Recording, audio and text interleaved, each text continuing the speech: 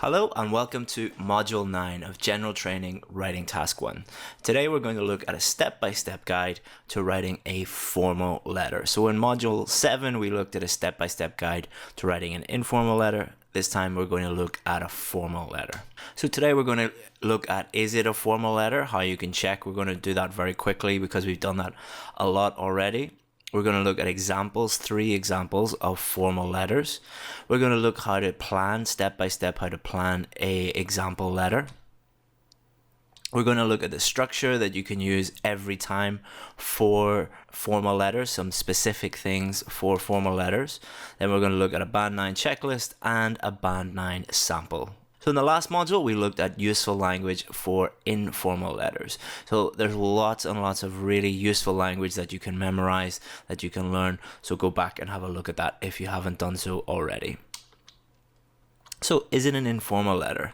We're going to look at 2 examples and I want you to think about the tone that you would use. So in this one, just pause the video and have a look at this. So you live in a room in college which you share with another student. However, there are many problems with this arrangement and you find it very difficult to work. Write a letter to the accommodation officer at the college. In the letter, describe the situation, explain your problems and why it is difficult to work. And finally, say what kind of accommodation you would prefer. So think about, is this a formal letter or is this an informal letter? So example 2, again, feel free to pause the video and read this yourself and think about it. On a recent holiday, you lost a valuable item. Fortunately, you have travel insurance to cover the cost of anything lost. Write a letter to the manager of your insurance company. In your letter, describe the item you lost, explain how you lost it, and finally, tell the insurance company what you would like them to do. Now again, just to go over this very quickly, the context doesn't matter. It doesn't matter what the context is, what the background of it is. It only matters who the person is that you're writing to. So is it a friend? It's informal. Not a friend, it's formal. So let's go back and look at these 2 examples. Now, this example is, the context of it is, you're sharing a room with someone. So you're sharing with another student. So some people might think that this is an informal letter because the context of it is you're living with someone, you know them, you're friendly with them. However, you're writing to the accommodation officer. The accommodation officer is very unlikely to be your friend. They are not your friend. Therefore, it is a formal letter. Example 2. Write a letter to the manager of your insurance company. This will not be your friend. So again, this is a formal letter too. So let's look at another example.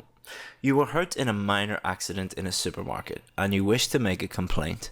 Write a letter to the manager of the supermarket. In your letter, give details about who you are, about the accident, and suggest how the supermarket could prevent similar accidents. So again, we're going to be using this example for our planning and for our sample answer. So just pause the video, read it, and try to understand everything in it. So there are 4 stages of planning. Understand the question, decide if formal or informal, idea generation, and quick notes using the question. So what I would like you to do is, I'd like to focus a little bit more on this one, understanding the question. And I want to go back and look at the 2 examples that I showed you in the beginning. So if we look at this one, there might be some things or might be some words or phrases that people don't understand. Let me just highlight some things that people might not understand. So with this arrangement,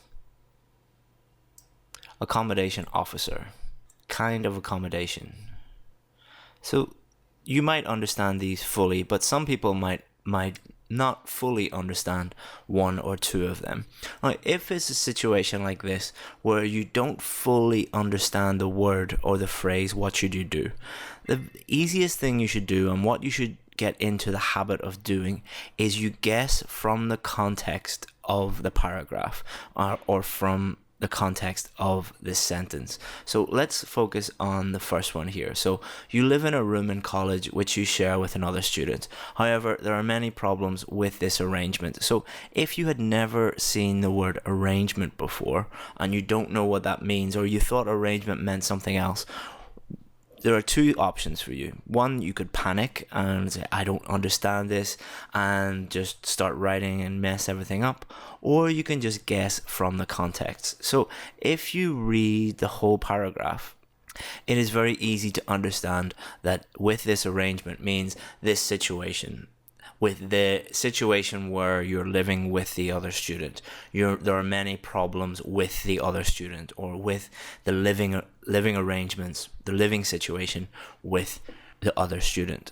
So you just guess from the context. If we look at the second one, write a letter to the accommodation officer. You might not have heard the phrase accommodation officer before, but it'd be pretty easy to guess that officer just means an official person who is in charge of the accommodation. So it's just a person that who looks after the manager, let's say, of the accommodation, of the building, of the place where people stay.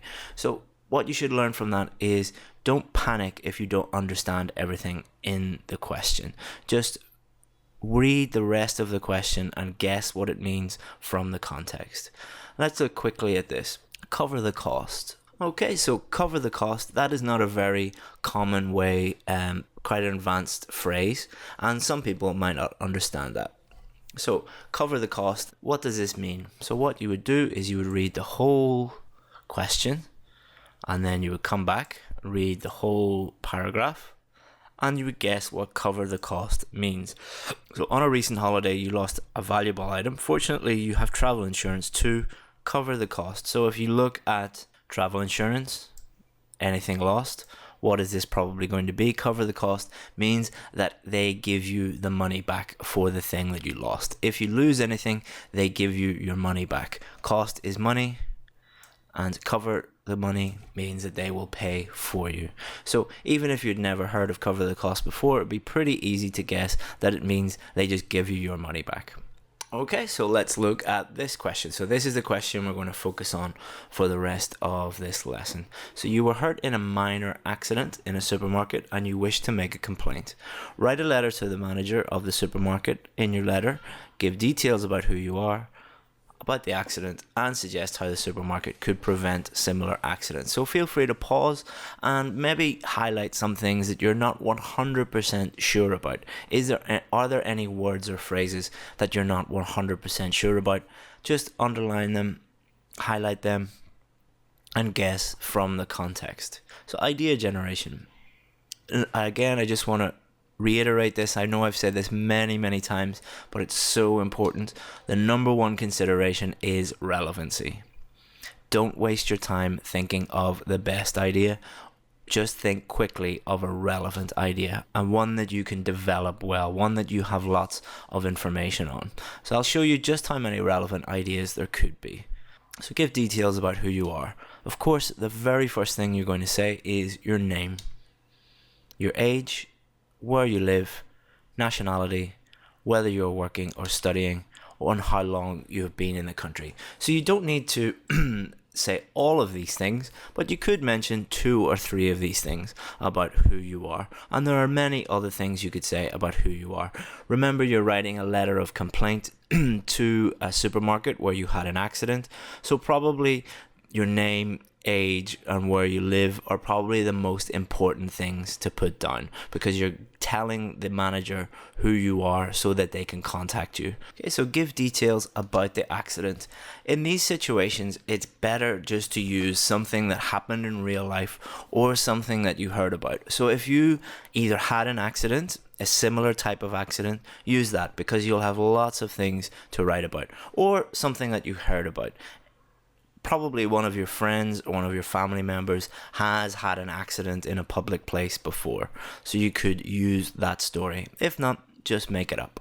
So I'm going to use glass from one of the display cases fell on top of me, because one of my friends, this actually happened to them. They were in a supermarket and this thing happened. So I have lots of detail about it.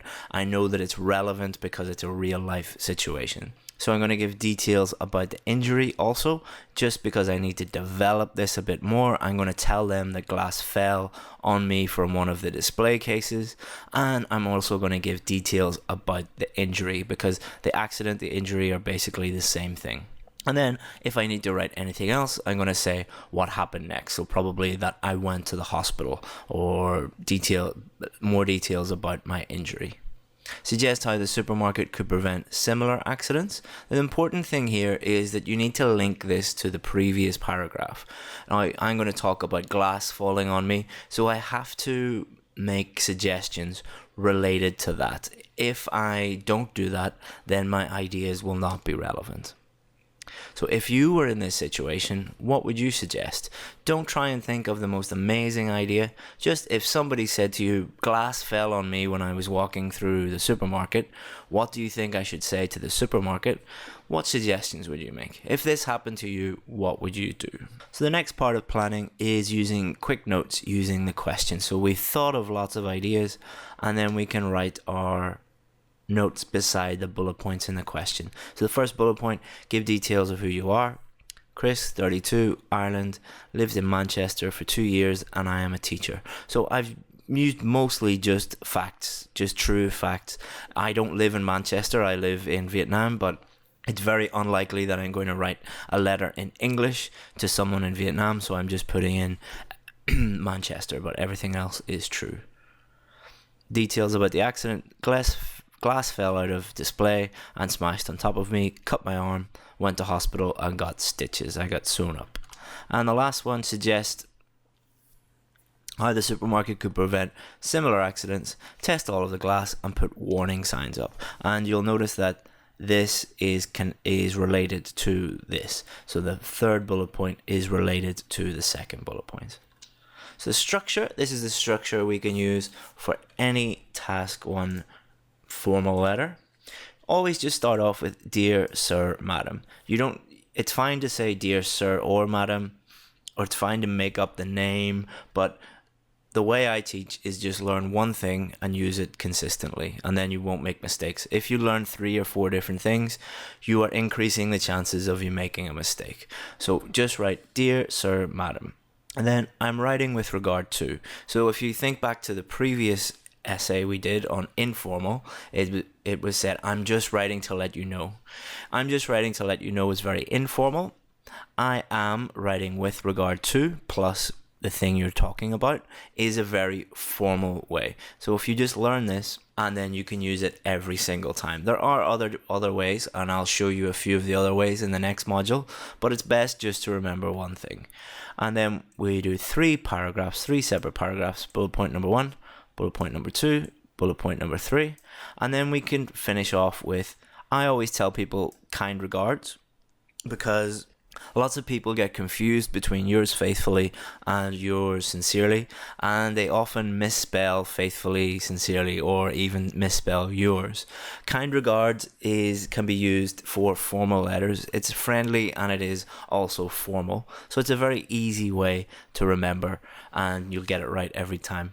If you don't want to use kind regards, some people don't like to use it, you can use yours faithfully. Yours faithfully is what we use when we don't know the name of the person. So if we don't know the name of the person, so here, dear sir, madam, we don't know the name, we use faithfully.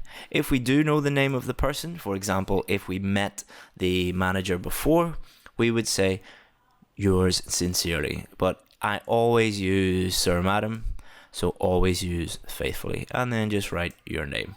So that can be used for every single formal letter. It's a very basic structure, but it will get you a band 9 if you do everything else correctly. So here is a band 9 checklist. These are things that you should do in order to get a band 9.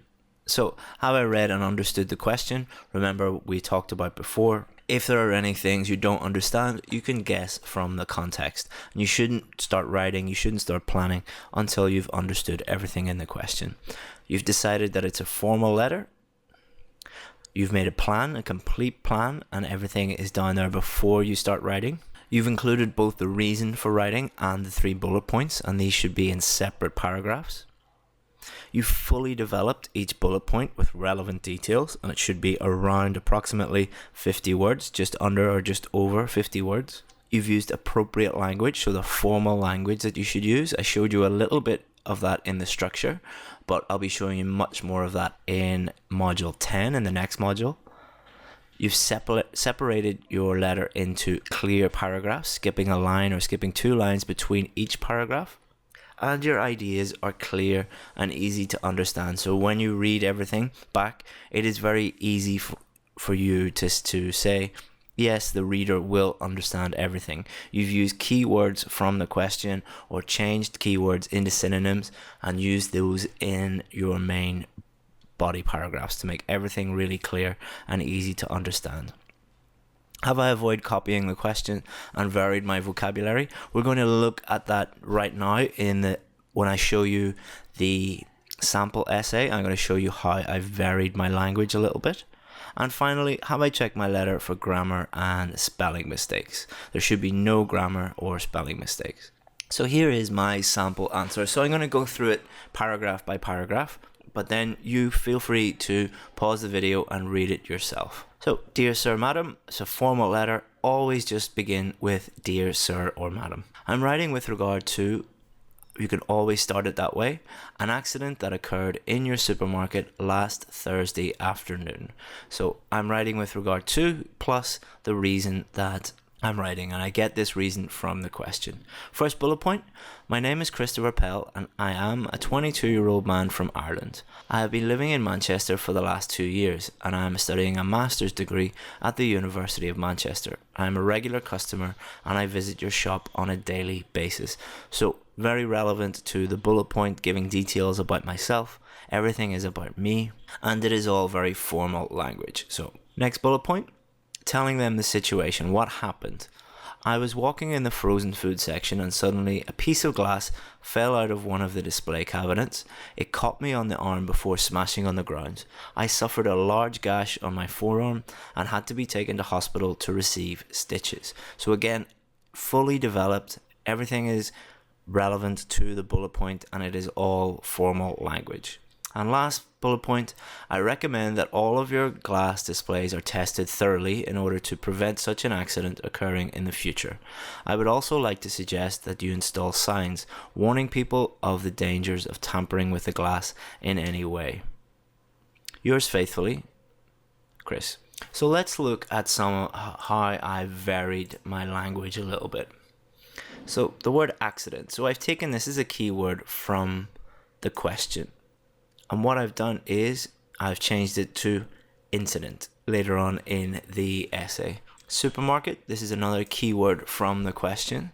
And I've changed that to shop, your shop.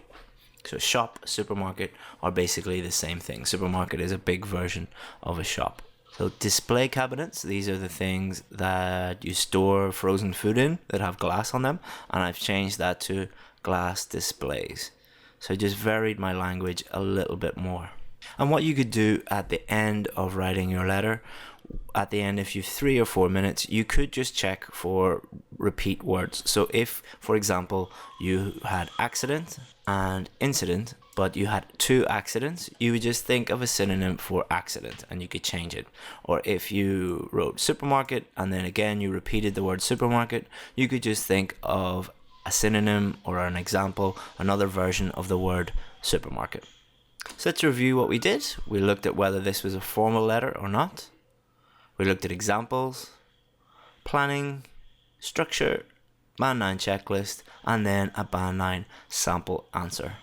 So in the next module, we're going to look at useful language for formal letters. So we've already done this for informal letters, and in the next module, module 10, we're going to look at this for formal letters. So thank you very much, and I hope you find this module useful. Goodbye.